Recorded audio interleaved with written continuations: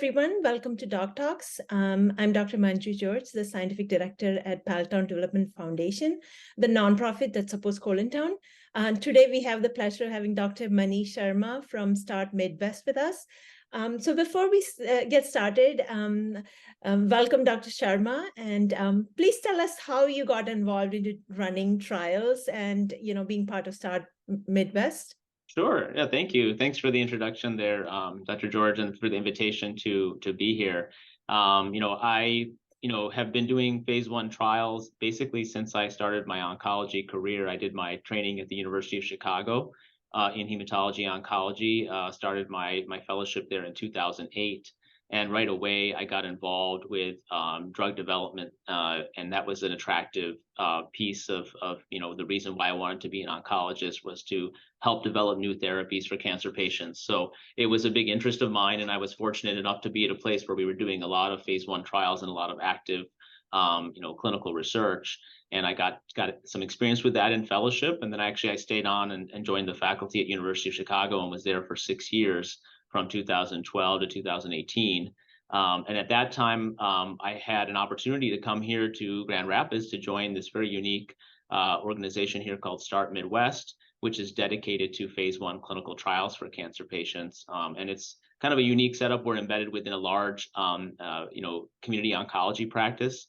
So we get a lot of our patients from that practice, but also patients get referred in from the other side of the state or from the whole region, the Midwest region here. Sometimes patients find us on their own as well. We get a lot of self-referrals or referrals from academia when they find that we have interesting studies to offer for patients. So it's been a great career path for me, and I'm passionate about clinical trials and about phase 1 trials in specifically.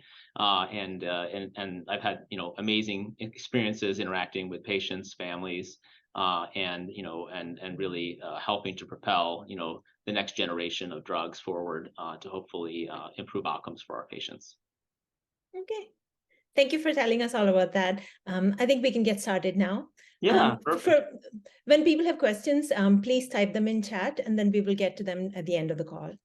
Absolutely. Yeah. And I want to make this hopefully somewhat informal. I do have some slides to present, but then I'm hoping that my slide presentation will take only 20-25 minutes or so that we have plenty of time for questions. I'd like for people to feel like their questions can be addressed, and I'm sure if you have a question, it'll benefit the whole group to hear about it. So feel free to put those in the chat, and then we'll get to as many as we can.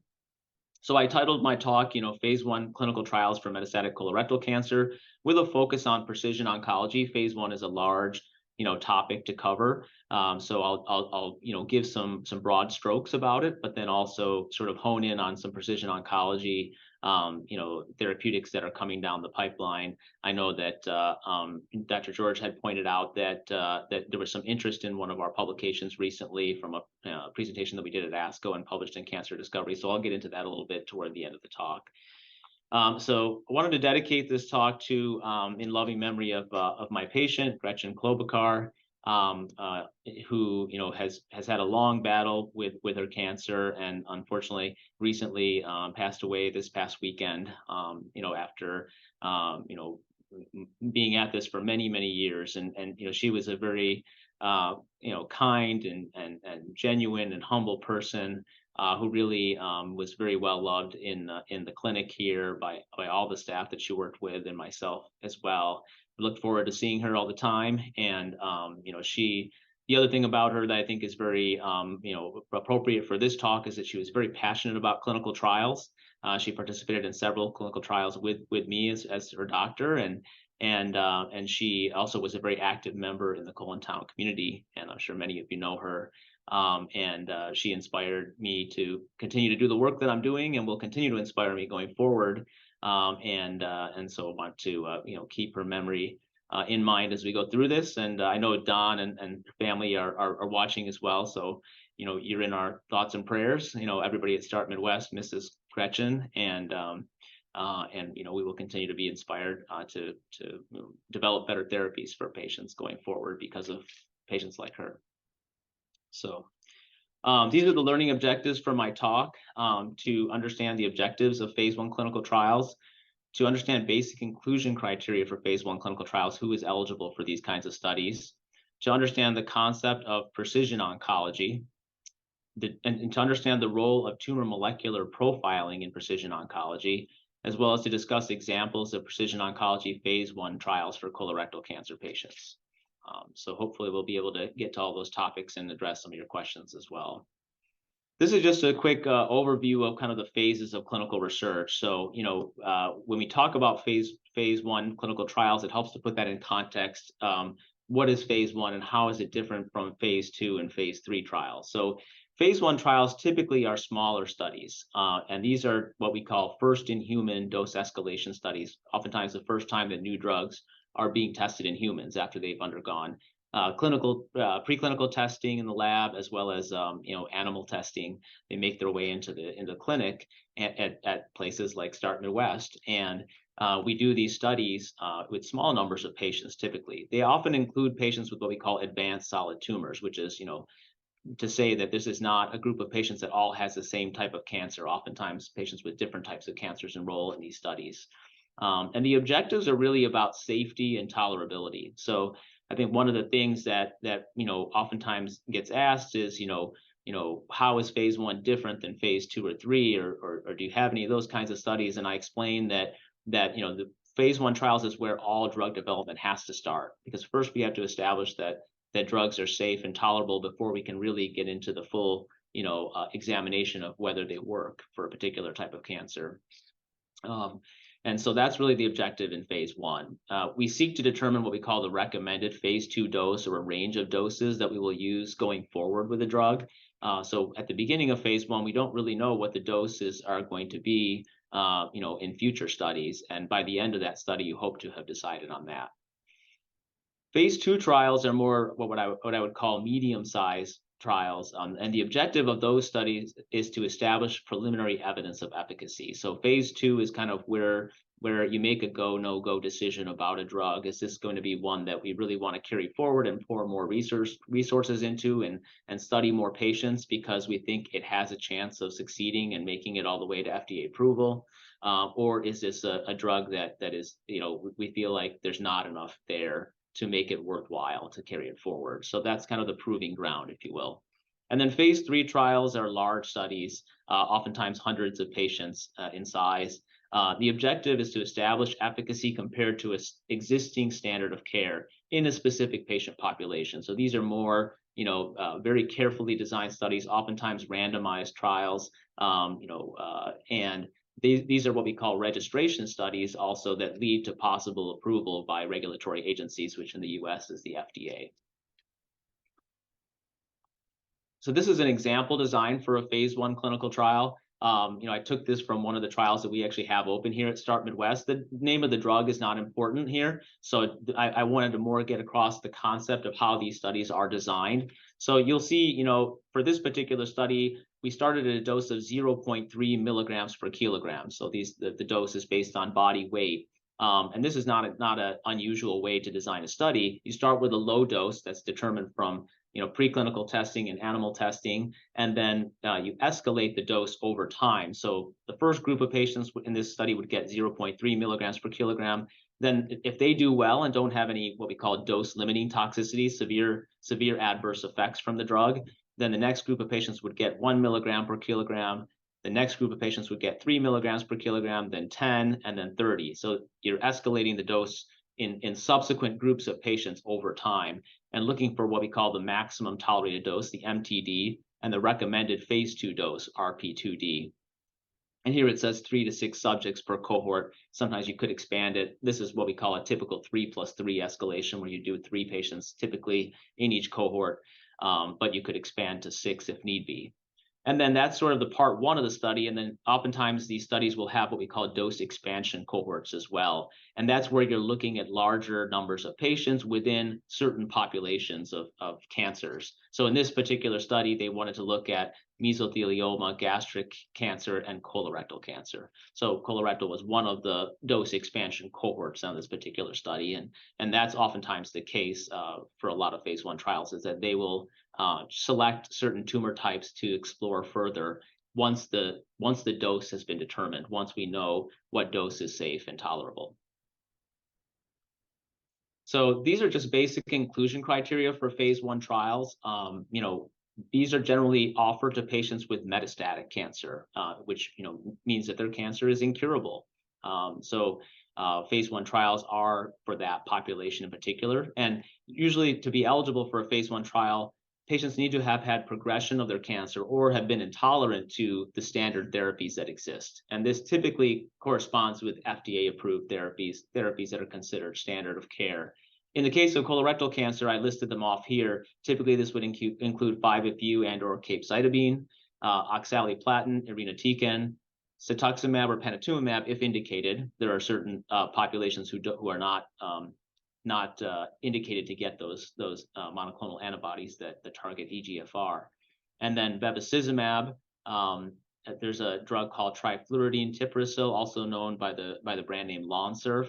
And there's a drug called regorafenib, also known by the brand name Stivarga. These are all the different FDA-approved therapies for a standard colorectal cancer patient. And so typically they have seen most or all of these by the time they're being referred for a phase 1 trial. They have to have adequate hematologic function, which means talking about blood counts here. So neutrophils, hemoglobin, and platelets have to be above certain thresholds of certain parameters, and it'll vary a little bit depending on which study it is, but have to be above certain levels in order to qualify. Patients need to have adequate kidney and liver function, again, based on chemistries, based on lab testing. And they have to have good performance status. We call it ECOG 0 to 1 on the ECOG performance status scale. And I've included the scale over here just so you can see what it looks like. An ECOG 0 patient is someone who's fully active and basically looks like a healthy patient. You wouldn't be able to tell they have cancer. They're doing everything they would normally do as if they were pre-cancer. ECOG 1 is someone who has some limitations. They're restricted in some strenuous activities, but still ambulatory and able to carry out work of a light or sedentary nature. So these are patients that can do household chores, they can do laundry, they can do yard work, those kinds of things. They can do an office job, maybe they work part-time from home or they go into the office a little bit, those types of things. When you get beyond that into ECOG 2, 3, and 4, you're talking about patients that are more limited by their cancer, maybe spending most of their time in a bed or a chair. These patients are not good candidates for phase 1 trials because they would not be able to tolerate some of the adverse effects that might happen on one of these studies. And so we always want to consider the risks and benefits of these studies, and therefore these studies will exclude typically patients with ECOG performance status beyond 1, so 2, 3, or 4. The types of phase 1 trials that are out there for colorectal cancer patients, there's quite a few, of course, and I kind of simplified it here by putting together sort of 3 different categories. But these are, in my experience, based on sort of the last 5+ years of doing phase 1 trials research in colorectal cancer patients, they almost always fall into one of these 3 categories. And immunotherapy trials, of course, immunotherapy has been a hot area in oncology for the last 10 to 15 years. And there are lots of opportunities out there for immunotherapy studies for patients, even with microsatellite stable colorectal cancer. Of course, we know that immunotherapy works for patients with MSI high colorectal cancer, but we still are looking for solutions and looking for strategies that will work with immunotherapy drugs in MSS colorectal cancer. So there are a lot of studies looking at, for example, combinations of different immunotherapy drugs, et cetera. There are also antibody drug conjugate trials. Antibody drug conjugates have kind of had a renaissance recently, where there are a lot of studies now with these types of molecules that have an antibody linked to a payload, a chemotherapy type payload, and the antibody binds to an antigen on the surface of the cancer cell and delivers that chemotherapy payload, that toxic payload, into the cell. So those are antibody drug conjugate studies. And then the third category is precision oncology trials, and I'll go into detail here, and I highlighted in red because that's going to be the kind of the topic that I'm going to dive deeper into for the rest of the talk. But we'll talk about what do I mean by precision oncology. So what is precision medicine and precision oncology? So precision medicine is a form of medicine that uses information about a person's own genes or proteins to either prevent, diagnose, or treat a disease, right? And when we talk about applying that to oncology, we're talking about using specific information about a person's tumor, their cancer, to help make a diagnosis, plan treatment, or find out how well a treatment is working or make a prognosis. And of course, when it comes to trials, we're always talking about treatment. We're talking about therapeutics. So really what I think of it as is getting the right cancer drug for the right cancer patient at the right time. And some people call this personalized medicine, precision medicine. Those are interchangeable, I think, in terms of terminology.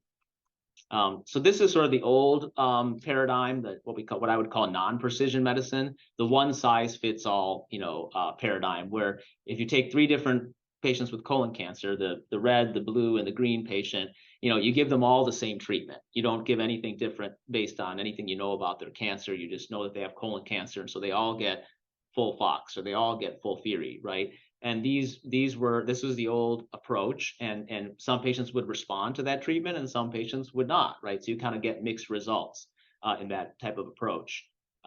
In precision medicine, we're talking about, taking the next step here. So if you take 3 different colon cancer patients, the red, the blue, and the green, you analyze their cancer and you try to find, how you can treat these 3 patients differently. And you kind of have a red therapy for the red patient, and a blue therapy for the blue patient, a green therapy for the green patient. And hopefully by personalizing, by doing that, the diagnostic, biomarker analysis, and then tailoring your therapy accordingly, hopefully you improve your results, get better effects on all those patients. That's a concept of precision medicine and precision oncology when it's applied to cancer patients. So, precision oncology requires what we call tumor molecular profiling to identify targetable alterations. And so what I mean by that is you have to actually have either tissue or blood that you're analyzing, and you're looking at DNA from the cancer, as well as RNA, protein expression. There are a number of different things that we can look at. When we look at the DNA, the genetic material inside the cell of the cancer cell, you're looking for mutations or fusions or deletions. There's different types of alterations that you can find in that DNA. When you look at RNA, you're looking for gene amplifications. When you look at protein, you're looking for expression. And again, this is in either tumor tissue and or blood that you can collect from patients. There is microsatellite instability testing I would consider part of this precision oncology approach. Where we classify patients as either MSI high or as MSS, right? When in the case of colon cancer, we think about, when in the metastatic setting, about 95% of patients are microsatellite stable with colon cancer. Tumor mutation burden is also something that's being looked at a lot and reported out. We also know there's a PD-L1 expression. PD-L1 is a protein that we're looking at expression for that can help with predicting, the efficacy of immunotherapy. So used more so in other diseases, I would say, than in colorectal cancer, but that's one of the things that we're looking at. Homologous recombination deficiency, or HRD testing, is also something that's being reported.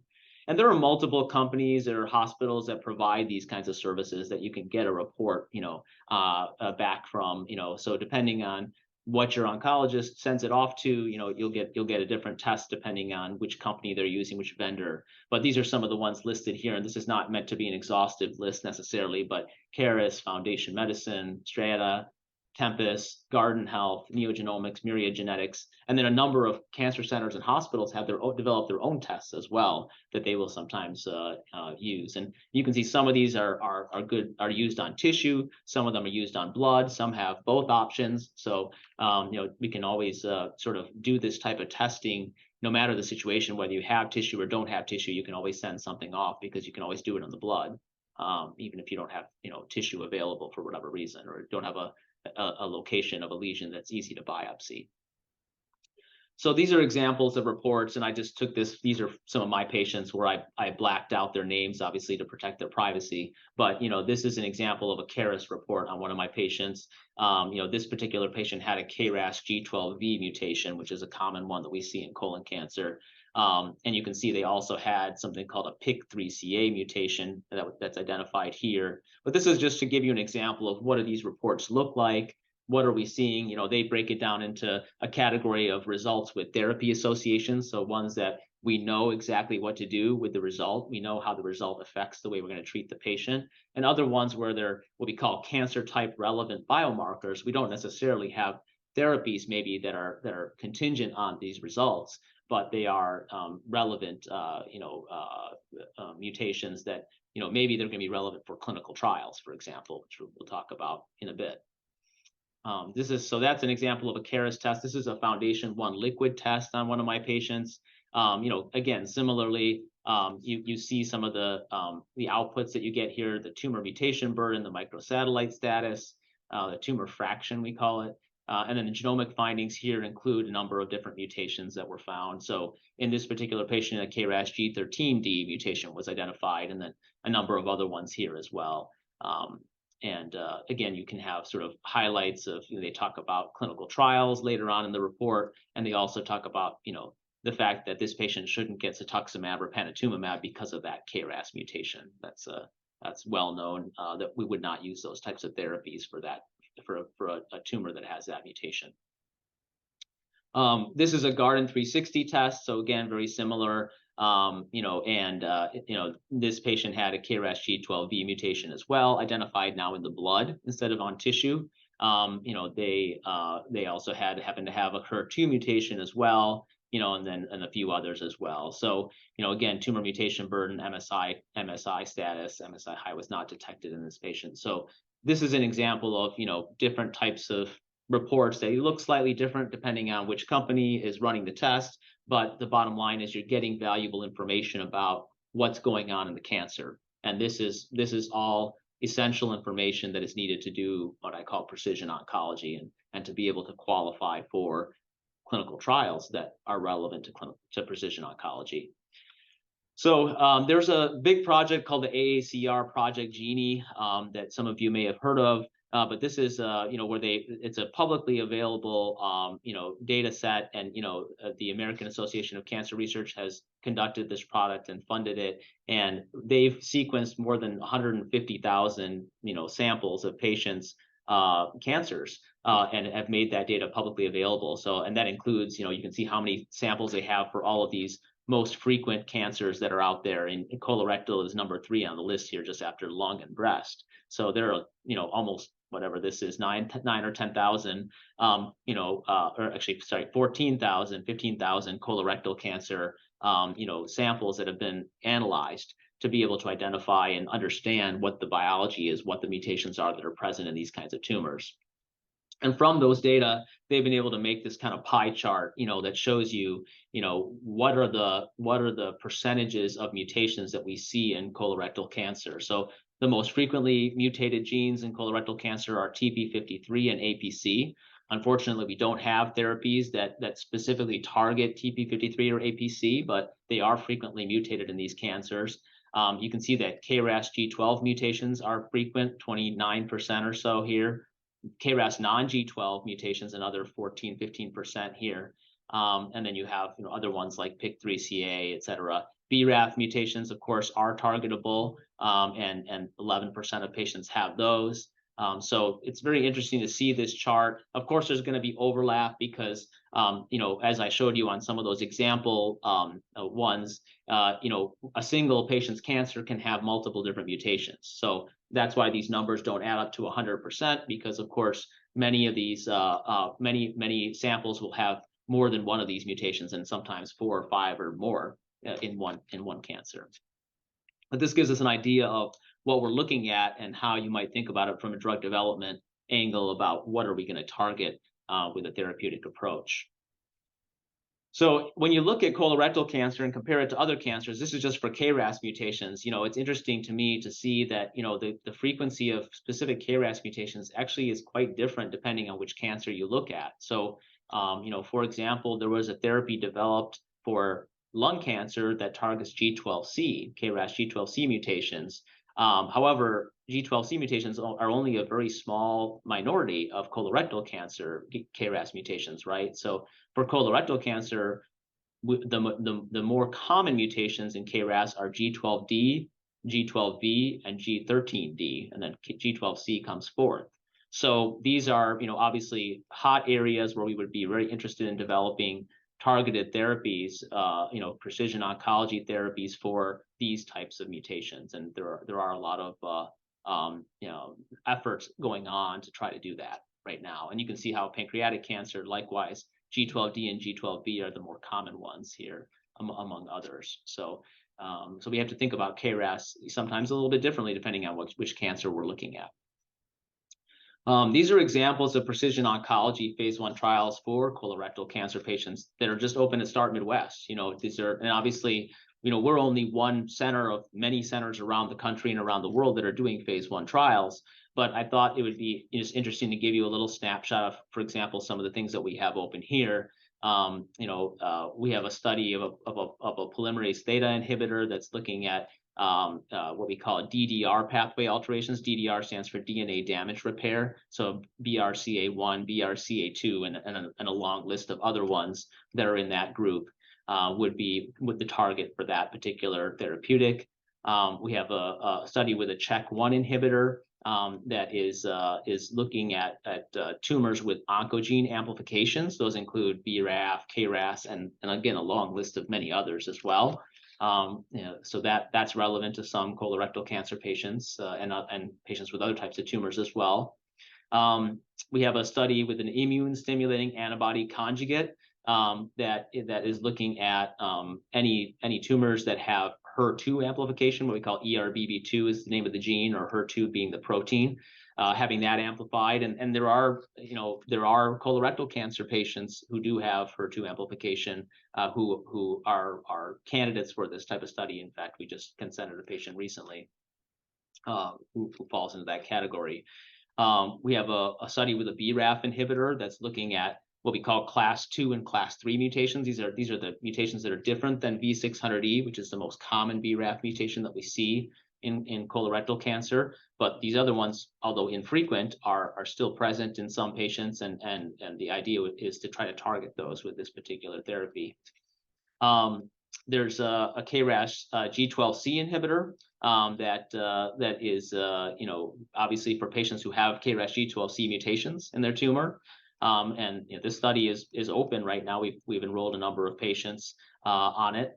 This is sort of trying to take the successful strategy that was used in lung cancer with KRAS G12C inhibitors and extend that to other tumor types, including colorectal cancer. And then we also have a study ongoing with the KRAS G12D inhibitor, so trying to go after one of those other big pieces of the pie that really haven't been addressed yet. And of course, that's for patients with KRAS G12D mutations. So again, kind of precision oncology going after not only KRAS mutations, but specific KRAS mutations among them. And then there's a study that I'll highlight a little bit more here that is with a SHP2 inhibitor. And this SHP2 inhibitor is given in combination with encorafenib and cetuximab, which are standard FDA-approved therapies for patients with BRAF V600E mutations. So these are colorectal cancer patients who have BRAF V600E mutations who have already been on encorafenib and cetuximab as a standard therapy, and their cancer eventually grew on those therapies. And so now what we're trying to do is really resensitize the cancer to those drugs by adding in a SHP2 inhibitor. So that's an example of another study that's open here. This is the paper that we published in Cancer Discovery. This came out actually right after ASCO, our American Society of Clinical Oncology meeting in June, where we presented some of this work. And right after that meeting, this was published online. It's now published formally in Cancer Discovery as of August. But it's entitled "SHP2 Inhibition Sensitizes Diverse Oncogene-Addicted Solid Tumors to Retreatment with Targeted Therapy." And myself and several others were co-authors on this publication. It really, the reason I think it was compelling is because it was sort of proof of concept of this idea that you can resensitize cancers to targeted therapies by adding in this case, a novel therapeutic with the SHP2 inhibitor. So this was the basic, design of the study. In the sort of traditional phase 1 model up here in the upper left, you can see that typically, if we were looking at a combination of drugs in phase 1, the old approach, or the typical approach, was to do monotherapy, give only the one drug, and then go through multiple dose levels, do the dose escalation, and then move on to doing dose escalation with a combination of drugs. So this takes a lot longer, because that first part of the dose escalation with the monotherapy could take months or even years before you move on to the combination approach. But in this approach that we used in this study, we used this alternative phase 1 model where we gave the monotherapy as a what we call lead-in strategy, where we only used it for 6 weeks. And then at that point, if the cancer was progressing, we added in the combination partners. We added in the other drugs, the targeted therapies. In this case, in the case of colorectal cancer, that was encorafenib and cetuximab, and therefore the patients were able to get on the combination approach much more quickly and not have to wait for this other part of the study to finish out. And so this is kind of the schematic showing how that works. 2 21-day cycles, meaning 2 3-week cycles, 6 weeks of therapy with the SHP2 inhibitor by itself, and then an imaging evaluation with CT scans, and of course collecting also circulating tumor DNA from the blood. If there was no progression, they could continue on monotherapy, but if there was progression of the disease at that point, they moved on to adding the targeted therapy in, which for colorectal cancer with BRAF V600E mutation meant encorafenib and cetuximab added to the SHP2 inhibitor together, and that's the strategy, or that's the approach that we took. My lights shut off here. So okay, we're going on to this one. This is maybe a little bit scientifically complicated to present to this audience, but I thought kind of interesting. This was my patient who was on the study, and you can see that that prior therapies that included kind of standard things like FOLFOX-Bev and FOLFIRI-Bev. The patient had received encorafenib and cetuximab as a standard of care therapy, and actually had even been on a clinical trial with an agent called fruquintinib at another site, not our site, and had progressed on all those different therapies over the course of about 15 months. So at that point, the patient enrolled in the study here of the SHP2 inhibitor, and for the first 6 weeks on the study, in this blue line here, you can see that the cancer grew. This blue line here represents tumor size, and these other lines here are looking at circulating tumor DNA, looking at, for example, the BRAF mutation in green here in the circulating tumor DNA. So during those first 6 weeks, the tumor DNA was going up, and the size of the cancer was also going up. But then once the patient started on combination therapy with cetuximab and encorafenib in combination with the SHP2 inhibitor, we saw the tumor actually shrink on multiple CT scans. It shrunk, kind of stayed there, and then shrunk even a little bit more, and finally crossed the threshold of what we call a response by our criteria for evaluation, what we call the RECIST criteria at 30% reduction. And you can see that initially that ctDNA, that BRAF mutation disappeared completely, but then unfortunately at some point started growing again, started recurring. And eventually the patient unfortunately did have disease progression out here at about 24 months from the time of diagnosis. So had been on the study for over 6 months and did derive some benefit. In fact, the patient had been requiring paracentesis procedures to drain some fluid from the belly, for example, and was able to stop needing those for a period of several months. So no doubt in my mind that the patient clinically benefited, but unfortunately this strategy didn't work, indefinitely or for years and years. And that's the challenge that we face, of course, is that even when we succeed, oftentimes our success is short-lived, and we want to, find strategies that will be more enduring in terms of length of duration of response.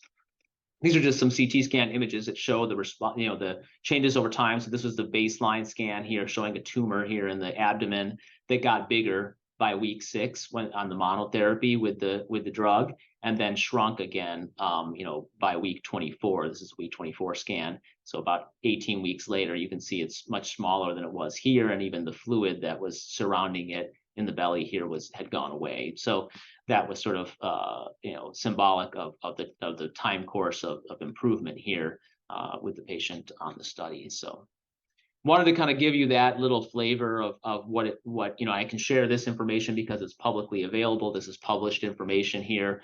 Obviously, on a lot of these trials, we have we're bound by confidentiality and not being able to share interim results or preliminary results until they have been presented in the public domain. But in this case, this particular one had been published, and therefore it's instructive and I'm able to share that with you today. And you can even look up this paper on your own. It's publicly available and on the PubMed website on the NIH.gov.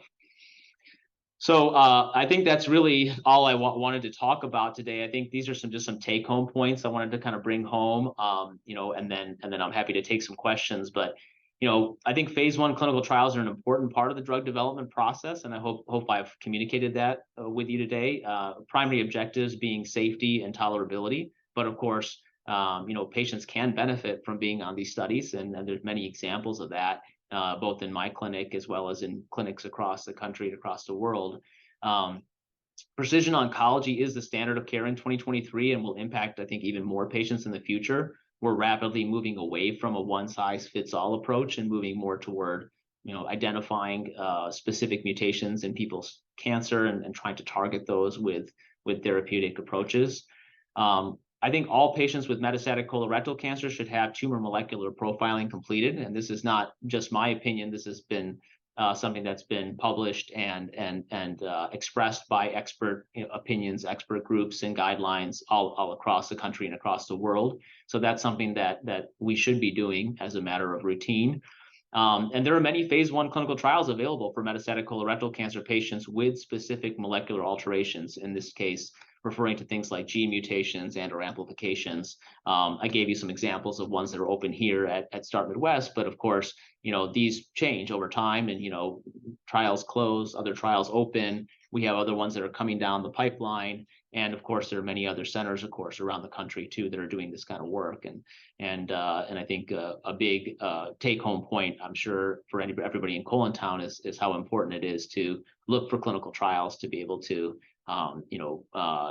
hopefully benefit yourselves as well as move the field forward in terms of drug development for future generations. So I'm happy to, these are just my acknowledgments to my colleagues and staff at Start Midwest, co-investigators and sponsors for our phase 1 clinical trials that make it possible to do this kind of work. And of course, always thinking about our patients and their families. This is why we do what we do. And it's very rewarding to work with such great people and to hopefully make a difference in their lives. So that's it. I've got time for questions. I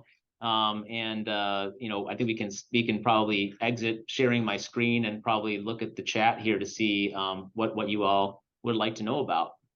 Yeah, thank you so much, Dr. Sharma. So I was thinking that maybe we could start with going to your second slide about the dose escalation, and maybe explain it a little bit because Sure. I think there is a lot of confusion. And the fact that, sometimes to explain a little bit about how do you get to the next dose that you dose escalate or what you take to the dose expansion phase. Sure, yeah. Those kind of things. And then what people have to keep in mind when they enroll in a phase 1 trial, like if they're on the dose escalation part versus dose expansion, what are some of the things to keep in mind? Sure, yeah, no problem. Let me go back, I guess, to that slide if I can real quick. Yeah. You're thinking about this slide here, maybe? Yeah. Mm-hmm. So yeah, this is just an example designed for a phase 1 trial that I put up there. But what we're looking at is, for example, this one here is what we call a 3+3 dose escalation. So what that means is that we're going to treat 3 patients at the lowest dose level here, which is 0.3 milligrams per kilogram. And we're going to watch those patients for a certain length of time that's pre-specified. Like it might be 3 weeks or 4 weeks or 6 weeks, right? Depending on the study.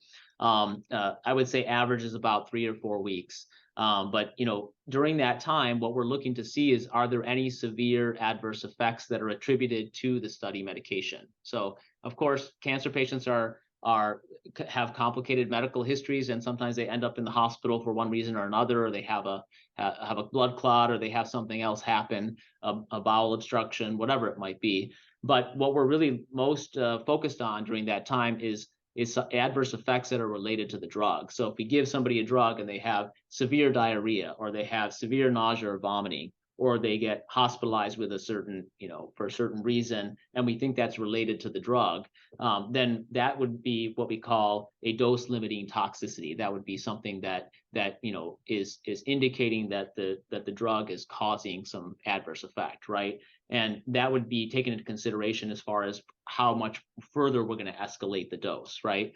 And so typically what will happen is that you get through the first dose level. Let's say we treat 3 patients and there are no dose-limiting toxicities. There's nothing severe that happens, no bad adverse effects. Then we would move on. In the next group of patients, we would move on to a higher dose level. So that's what's being indicated here with this step up from 0.3 to 1. And then likewise, if we treat 3 patients at 1 milligram per kilogram and they all do well, we then move on to 3 milligrams per kilogram, and then 10, and then 30. And we're looking at a lot of different data along the way. Of course, the number one thing is the safety and tolerability. Did anybody have severe side effects that were adverse effects that were attributed to the drug? But we're also looking at something called pharmacokinetic data, which are looking at how much of the drug is in the bloodstream at different time points after we give it. So we're collecting a lot of blood samples and examining that to see, are we getting enough drug into the blood, and is it going to where we want it to go? Oftentimes there are what we call pharmacodynamic biomarkers that we're looking at as well. We're trying to see, is the drug having the expected effect on the body, right? And there are ways that we can assess that depending on the particular mechanism of action of the drug and the ways that we can look at it. But this is what we're looking at in making this dose escalation, looking at the dose escalation data, and then the group of investigators and usually the company or the sponsor of the study are getting together to discuss this and are making decisions about, do we escalate the dose further? Do we need to back off on the dose? Have we reached the dose that we would like to be at? And once those decisions are made, let's say in this particular study that 30 milligrams per kilogram was too high, we were running into toxicity and dose-limiting toxicities there, but 3 milligrams per kilogram was fine, was safe. Then then if 10 milligrams per kilogram was also safe, that might be declared as what we call the maximum tolerated dose, or the recommended phase 2 dose. So we want to pick a dose for further development that we think is safe, and yet high enough that we may be able to have the effective anti-cancer effect that we're looking for, right? So that's where we're looking for, that sweet spot where we can have effectiveness of the drug, but also adequate safety and not any toxicity. So, or not too much toxicity, I should say, not just any. So that's really what's going on in dose escalation and how we pick a dose to then move on to dose expansion. And it might be multiple doses. Sometimes dose expansion involves more than one dose that's being explored. Sometimes even phase 2 trials involve more than one dose that's being explored. So I don't want to make it sound like it's a definite thing after just that early part of the phase 1 trial, but that's part of what we're trying to decide is what are the right doses to carry forward. Okay, thank you so much. So in this example, then would you move on with the 10 milligram per kilogram in the dose expansion and give it to 20 people? We would, yeah. So there? that would be Okay. an example of, in this case, these dose expansion cohorts, all these 20 colorectal cancer patients that went into this dose expansion would all get that dose. And we would be looking to see, okay, how many of them had a response to the treatment, getting more information about safety, in terms of any toxicities that they experienced, getting more pharmacokinetic data, pharmacodynamic data. So all those things that we're collecting as part of a phase 1 trial, all those pieces of data, they're going to help us develop the drug going forward. We would get all that information from those 20 subjects, all treated perhaps at the same dose, or like I said, in some cases, they'll even pick more than one dose to carry forward into dose expansion. Okay, thank you so much. So from a patient perspective, somebody considering a trial which has both dose escalation and dose expansion arms, what are some of the things that patients need to keep in mind? Are there any specific things for them to be aware of? Yeah, I mean, I think what you really want to do is go to a phase 1 center and have the investigator there, the physician there, provide some input about what they think the best opportunity is for you, right? So when we have patients, for example, referred to Start Midwest, we have more than 70 trials that are open right now, and so we have a large menu of options available. what we'll do is typically try to pick the trial that we think gives the patient the best opportunity for success, right? And so I think that a lot of that depends on what they've received previously. It depends on, you know, what we know about their cancer, the precision oncology element, right? I mean, if they have a KRAS G12C mutation and I have a slot open on a KRAS G12C inhibitor study, that may be the best match for them, right? And so I think we focus on that more than whether we're in the escalation part of the study or the expansion part of the study and things like that. Oftentimes there are more slots available during dose expansion, so it's a little bit easier to get on the study because there are more slots available. During dose escalation, as you can imagine, these slots are sort of intermittently available, because if the study is, say, open at multiple sites and you're only putting 3 patients on in each cohort, we might get a slot on the first cohort, but not on the second cohort. Then we get a slot on the third cohort, not on the fourth cohort. Again, so it's going to be kind of, you know, on again, off again, as far as our site having an available slot open on the study. But I have actually seen patients have responses even on the very first dose level of a dose escalation study.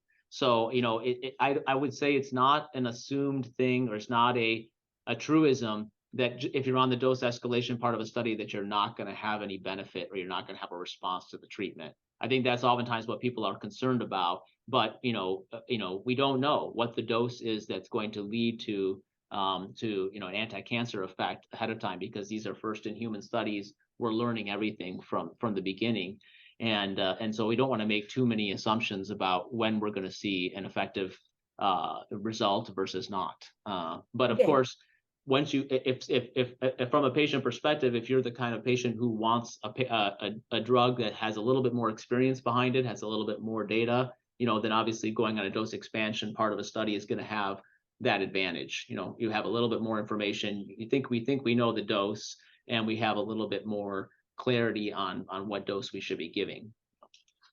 Okay, thank you very much. I think one of the other concerns is, like, when people hear phase 1 trials, they're worried about toxicity. So compared to like a dose escalation versus dose expansion, I feel that in the dose expansion, you might have a little bit more information about the toxicities to expect as well.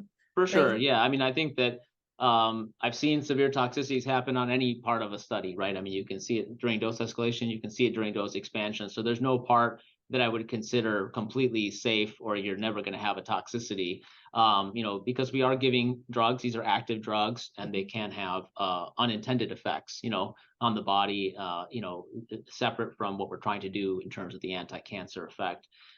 So I would say there's no time that's completely guaranteed, but of course, yes, you may have a little bit more information about it during dose expansion. Okay, thank you very much. So then I think we can look at the questions and start from the top. And let me see, I will see what is directly relevant to the phase 1 trials, and then Sure. Yeah, let's just look at yeah, I don't know if you want to moderate a little bit. There's quite a few here, yeah, so I don't know if you want to kind of pick out ones that you know yeah, I think I saw one question in the end. It was about phase 1 trials being open at more centers, so they're accessible to more patients. Maybe while you answer that, I'll go through the rest and see. Yeah, I mean, so one thing is that, you know, these trials are open at multiple centers around the country, and oftentimes when sponsors do pick centers, they do keep in mind geographic considerations. You know, try to have a site in the Midwest, a site in the southern region, or the East Coast, the West Coast, et cetera. So oftentimes there are multiple sites around. You know, START is a global organization. We have a site in San Antonio and a site in Salt Lake City, Utah. So there are, you know, I know certainly many of our studies are shared between the multiple centers. And of course, you know, I'm on many studies with Memorial Sloan Kettering and MD Anderson and a lot of these other places that I'm sure people have heard of, where, you know, that are geographically in a different part of the country. And so depending on where people live, they can hopefully find a center that's relatively close or easy to get to. Okay, thank you very much. I think a lot of questions in the beginning are about biomarkers. Like one question was, how often do you have to look for biomarkers in your cancer? That's one question. And then about the different alterations, like mutations versus amplifications versus fusions, things like that. And then Another question was like, what is HRD and how is that important? And what trials are there relevant trials looking at HRD for CRC? So maybe you can answer all of that together. Sure, no problem. Yeah, so HRD, I would say, is an area of current study. It's still an evolving area. It stands for homologous recombination deficiency, and it's another way of examining this idea of tumors that may be susceptible to certain types of therapeutics, such as, for example, PARP inhibitors and other ones that go after the sort of DNA damage repair pathway. So there are definitely some trials that are focused on HRD. I would say not as relevant yet to colorectal cancer as to some other cancers, for example, like ovarian cancer and others, but it is an evolving, a growing area. In terms of the question about testing one's biomarkers, I think that's probably something that's underutilized in the oncology community at large.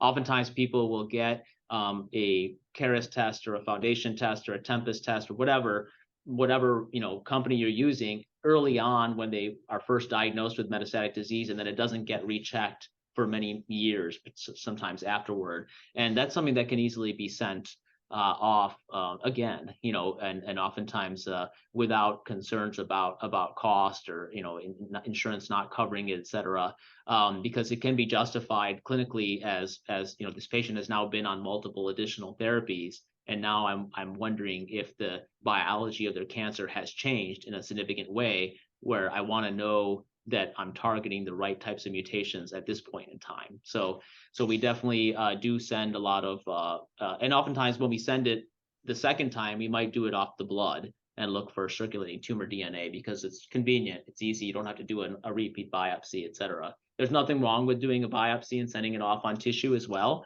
but the blood-based tests are logistically easier to do, and you get results back relatively quickly. Okay. Another question is, like, when you have multiple mutations that show up on reports, how do you decide what mutation to focus on as part of a clinical trial? Yeah, that's a great question. So we do think we do think that some mutations are more actionable than others. So for example, in colorectal cancer, P53, TP53, and APC are the most common mutations, but they're not necessarily ones that we can target, and we don't necessarily think that they may be driving the cancer per se. So whereas KRAS mutations, for example, are considered driver mutations, they're considered very important mutations for the cancer to survive, grow, spread. And so we are very interested in targeting KRAS mutations, and that's something that it's easier said than done. It's been a challenge to develop therapeutics that do target KRAS, but it's being done now and being looked at. And like I said, we have active studies ongoing for G12C and G12D, et cetera. So I think that hopefully we're getting close to where in the next 5 to 10 years we'll be able to target a lot of these mutations and have a successful strategy. But that's a great question. Some of it's just availability. What trials do you have available? But also some of it really is about, some mutations we think biologically are more important than others. Okay, thank you very much. So there's another question about, if you're interested in going from one phase 1 trial to another, that you want to test many, what are some of the things to keep in mind? Thank you so much for talking about Gretchen. Like, if you could tell us more about, I know that she's been on several different trials. Yeah, so what would you advise someone like that? Yeah, Gretchen was on multiple studies with us, and and that's not uncommon. Actually, I've had Gretchen as well as many other patients who've been on many trials in a row, and part of that is because when they get referred here, we put them on the initial study, right? And then maybe some time goes by and other studies come open that weren't open initially that now are a good opportunity for them to come on. And and of course we don't take patients off studies if their cancer isn't growing or if they can tolerate the treatment. So usually it depends on how quickly do they progress. But if they do have disease progression, say 4 months later or 6 months later after going on a study, and they're still in good shape, they still meet all those inclusion criteria, then we will offer them yet another study, and go on. The idea is at any point in time to offer them the best opportunity that we have available, right? And I don't know in advance, of course, which therapy is going to work. I wish I had a crystal ball like that, but the idea is we keep taking our shots, and eventually maybe we'll find something that does really help and really extend. And in Gretchen's case, I do think she was on some studies that did provide clinical benefit, where she was able to get some increased life expectancy from being on those studies. And so I do think and that's not uncommon to see that. Not every study is going to be a success, but some of them will be, and some of them will go on to phase 2 and 3 trials and even FDA approval. And so we're trying to find those winners in the bunch and find what works for that particular patient. So. Okay, thank you. So when you introduced the trials that you have for colorectal cancer, you had those categories, right? Like the immunotherapy trials, the ADC trials, and then you have the targeted therapy. So what would you advise a new patient looking for trials? Like, if they're just generally looking at things, how would they rate all of these groups? Yeah, I mean, so again, I guess what I would advise is that they get, they get tumor molecular profiling done. If it hasn't been done recently, even retest for it. Talk to their oncologist about it, of course, because patients, need to have their oncologist being their advocate and ordering these tests. But I think getting that done and then getting referred to a phase 1 center with those results available is probably a good starting point, because we have all of these kinds of studies open. We have, immunotherapy studies, we have ADCs, we have, these precision oncology studies, for example, all at Start Midwest. And so, once I see someone's chart and can see what they've had already and what they have in their tumor molecular profile, I can decide what type of therapy would be the best approach initially. And some of it's going to depend on practical things like what's open at that time, right? Some of these studies, like we had a large ADC trial that was open that had a large cohort for colorectal cancer patients of 40 patients, but that has now closed to accrual. So, because they reached their target goal. And so, some of that is just a matter of timing, what's open now, and it might be different this month versus next month, so things are kind of constantly opening and closing. That's why it's very hard, I think, from a patient perspective. You can look on clinicaltrials.gov, you can do your own research, and someone like Gretchen was extremely knowledgeable about her cancer and about her mutations and about what's available out there in Town and everything, right?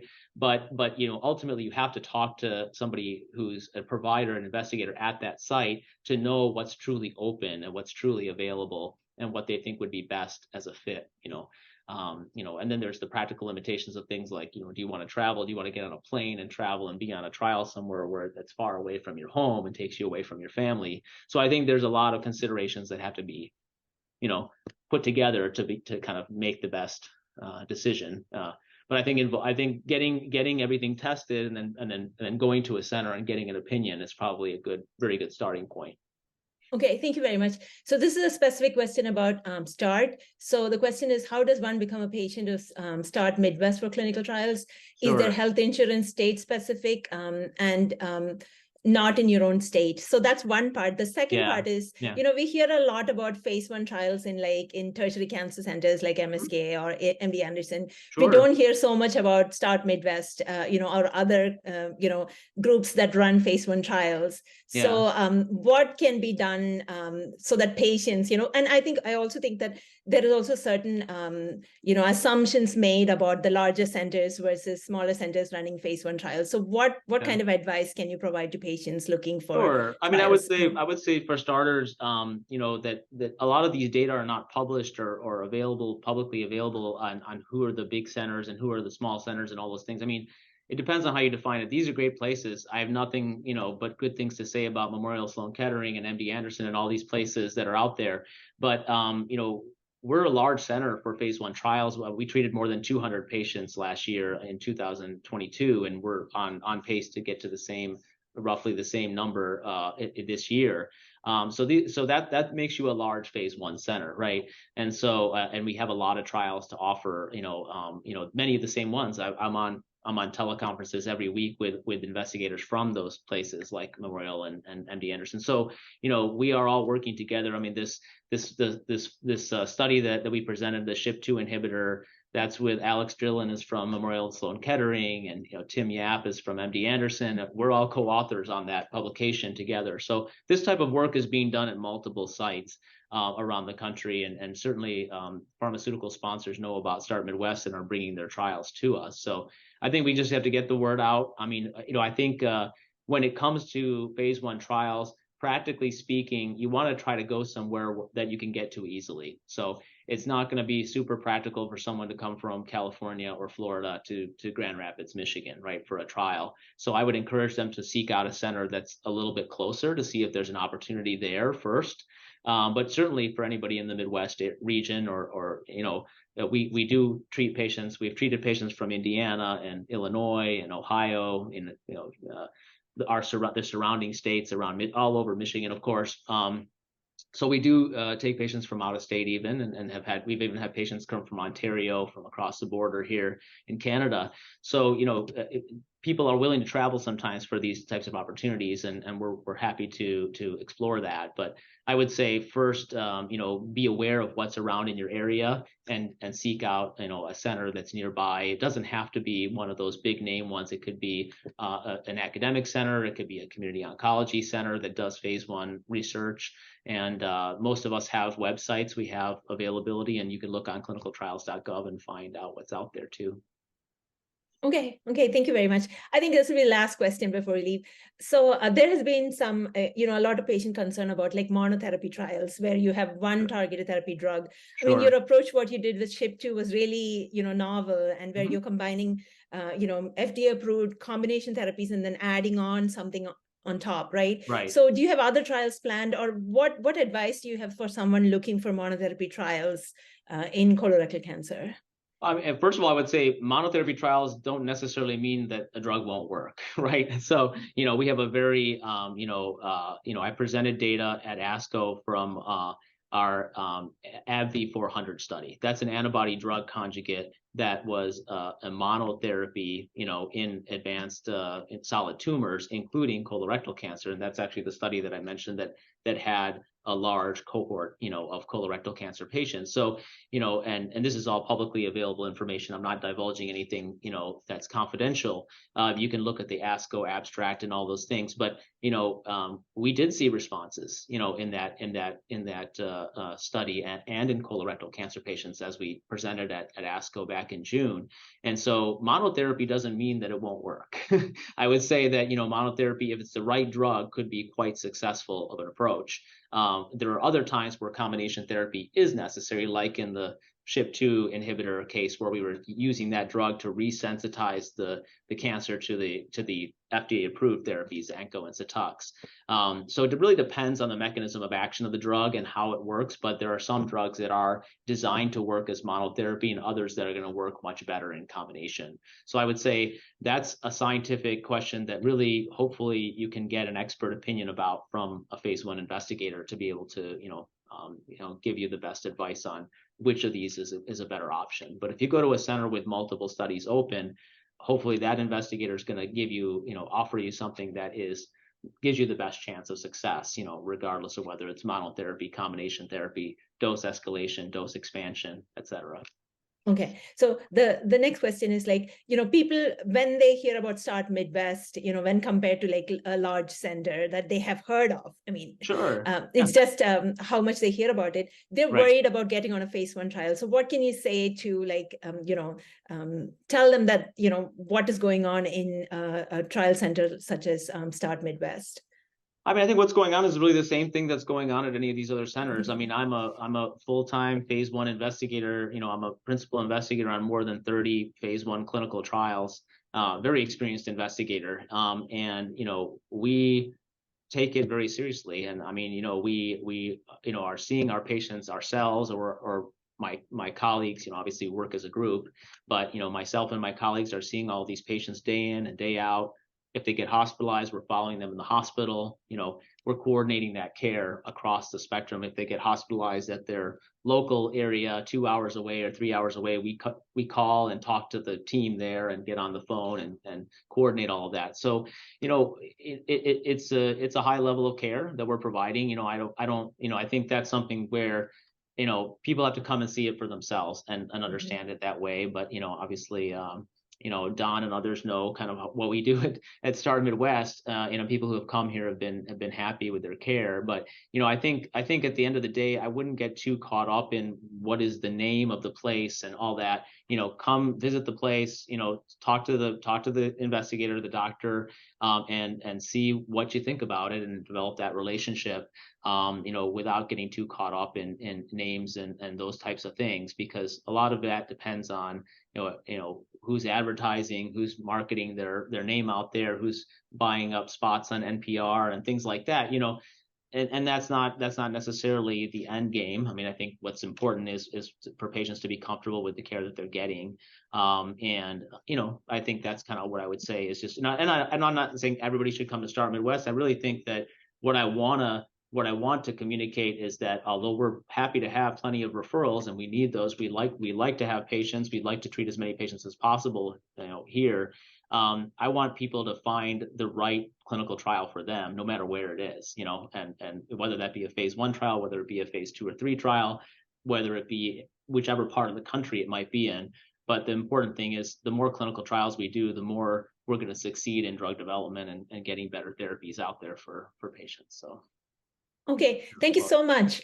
You've stayed 7 minutes past, and you're very welcome. Yeah, no, you're very welcome. And I'd also happy to be in communication and be an ally for Colontown, going forward, and anything I can do to help the community, we're happy to do that. So. Okay, thank you very much. Thanks to everyone who found time to join the call. Okay. Bye, everybody. Thank you. Thanks for having me. Yeah, thank you very much.